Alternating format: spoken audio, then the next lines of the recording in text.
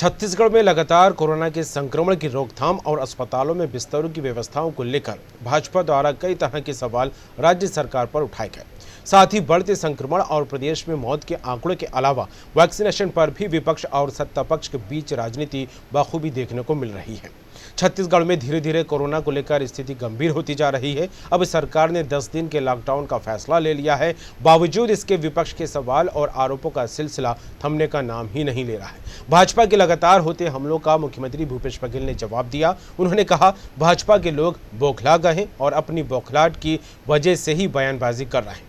मुख्यमंत्री का कहना है कि जितना वैक्सीनेशन हमने करवाया है उतना किसी भाजपा शासित राज्य में नहीं किया गया है। वहीं बीजेपी ने इस पर पलटवार किया। नेता प्रतिपक्ष धर्मलाल कौशिक ने कहा, कोरोना की व्यवस्थाओं पर बात करें तो कोरोना अचानक नहीं आया है। इसे 13 से 14 महीने बीत चुके हैं। सरकार को इससे निपटने अब तक भरपूर व्यवस्था कर लेनी चाहिए थी, लेकिन इन्हें जो संसाधन जुटाने चाहिए थे उसमें सरकार विफल रही है।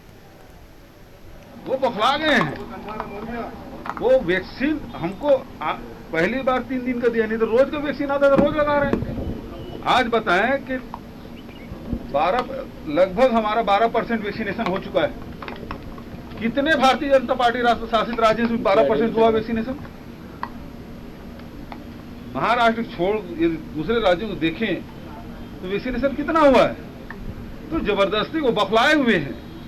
जो हमारे स्वास्थ्य मंत्री ने जो बातें कही उसे चिढ़े हुए हैं और चिढ़ के इस प्रकार से बयान दे रहे हैं, ये उचित नहीं है। कोरोना को लेकर के जो तैयारी की बात अपन जो बोल रहे हैं कि लगभग अब 1 साल के मामला हो गए हैं। कोई अचानक कोरोना अब नहीं आया है। 13 महीना 14 महीना में आपको पर्याप्त काम करने का अवसर मिला, लेकिन आपको जो संसाधन जुटानी चाहिए, जो परीक्षण के लिए लैब स्थापित होनी चाहिए, अभी भी बहुत सारे कुछ परीक्षण के लिए बाहर भेजे जाते हैं। सरकार उसमें चूक रही है, संसाधन खड़े करने में विफल रही है।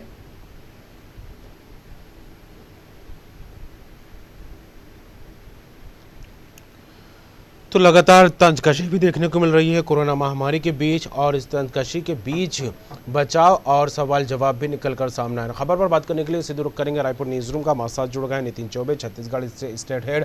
नितिन, कोरोना महामारी को लेकर अगर छत्तीसगढ़ की स्थिति को लेकर बात की जाए तो धीरे धीरे कहीं ना कहीं स्थिति भयावह होती दिखाई दे रही है, क्योंकि जिस तरह के संकेत, जिस तरह से मरीजों का आंकड़ा बढ़ रहा है उसको देखकर यही कहा जा सकता है। लेकिन व्यवस्थाओं को लेकर, अन्य सुविधाओं को लेकर, सरकार द्वारा उठाए जाने वाले कदमों को लेकर विपक्ष जो है लगातार तंज कसता दिखाई दे रहा है। और इस बीच जिस तरह से माहौल बन रहा है तो यही कहा जा सकता है कि कोरोना व्यवस्थाओं को लेकर कई तरह के सवाल जवाब अब छत्तीसगढ़ में गूंजते सुनाई दे रहे हैं। क्या कहीं से लेकर?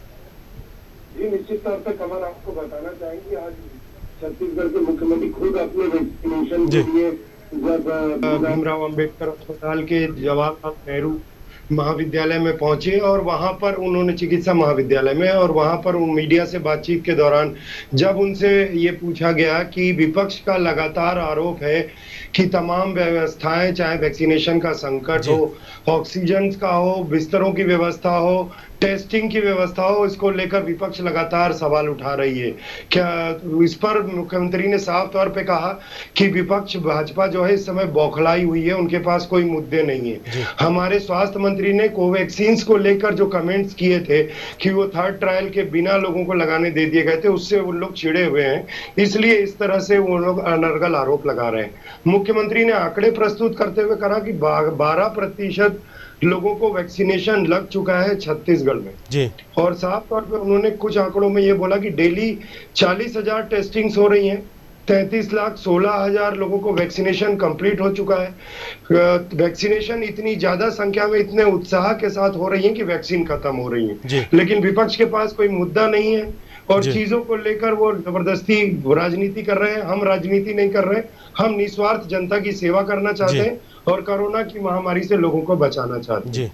उसी पर धर्मलाल कौशिक ने साफ तौर पे निशाना साधते हुए कहा कि आज की बात नहीं है, 13-14 महीने कोरोना को हो चुके हैं। बीच में जब रिलैक्स का टाइम आया था तब सरकार को कोरोना से लड़ने के लिए संसाधनों की व्यवस्था कर लेनी थी। उन संसाधनों को जुटाने में सरकार कहीं ना कहीं असफल रही है। और निश्चित तौर पे उनका ये भी आरोप है कि सरकार को अगर सेस के कारण 600 करोड़ रुपए की आमदनी हुई है, तो कोई चीजें अगर किसी संसाधन में कमी पड़ रही है तो सरकार उसको उन सेस के पैसों से खरीद ले, लेकिन सरकार उसकी ओर कहीं इशारा करते हुए दिखाई नहीं देती। वैक्सीनेशन को लेकर केंद्र की ओर इशारा करती है, अन्य संसाधनों के लिए कल प्रधानमंत्री नरेंद्र मोदी से उन्होंने गुहार लगाई। तो साफ तौर पे ये मिला के कोरोना हो या उसके संसाधन हो, उससे निपटने के लिए वैक्सीनेशन हो या फिर कोरोना के मरीजों के लिए ऑक्सीजन और बिस्तर की व्यवस्था, उसको लेकर तमाम विपक्षी दल इसको घेरे हुए हैं। और मुख्यमंत्री ने आज साफ तौर पे कहा कि हम अपनी वैक्सीनेशन का कार्यक्रम पुरजोर से चला रहे हैं। बिल्कुल नितिन, लेकिन जिस तरह से सरकार अपनी बात कहती नजर आ रही है, व्यवस्थाओं को लेकर के माकूल इंतजाम हमारी तरफ से किए जा रहे हैं ताकि कोरोना मरीजों को किसी तरह की कोई असुविधा ना हो। और जिस तरह से बात मिलने की कई बार विपक्ष को लेकर की जाए तो विपक्ष लगातार सवालिया निशान लगा रहा है, लेकिन राजनीति तो अपने स्तर पर होती दिखाई दे रही है। इन तमाम बातों से हटकर देखा जाए तो छत्तीसगढ़ में कोविड-19 संक्रमित मरीजों और बढ़ते प्रकोप को लेकर क्या कुछ ग्राउंड रिपोर्ट अभी तक निकलकर सामने आ रही है, क्या कुछ हकीकत सामने आ रही है? देखिए, पूरे छत्तीसगढ़ की बात करें तो 4 लाख का आंकड़ा पार कर चुका है छत्तीसगढ़। आज के दिन भयावह स्थिति। तो अगर 24 घंटों की बात करें तो 10,000 से ज्यादा नए मरीज और 94 मौतें, जिसमें से 38 केवल राजधानी रायपुर में। तो निश्चित रूप से चिंता का विषय है। जिस हिसाब से मौत के आंकड़े बढ़ रहे हैं, शमशानों में जगह कम पड़ रही है, अंतिम संस्कार के लिए लोगों को इंतजार करना पड़ रहा है, घंटों घंटों लाशों को मरचुरी में रखने की व्यवस्थाएं पूरी नहीं हो पा रही है, जगह कम पड़ रही है क्योंकि मौतों का आंकड़ा बहुत बढ़ चुका है। तो निश्चित तौर पे भयावह स्थिति तो है और उसको देखकर राज्य सरकार ने आज से शाम 6 बजे से लॉकडाउन की घोषणा अलग कर दी है। पुलिस महकमे में तमाम 6:45 बजे राजधानी के एसपी खुद और कलेक्टर खुद फ्लैग मार्च में निकलने वाले हैं ताकि चुस्त दुरुस्त व्यवस्था रहे और कोरोना की बढ़ती संक्रमण पे कहीं ना कहीं रोक लगाई जा सके, उसकी चेन को तोड़ा जा सके।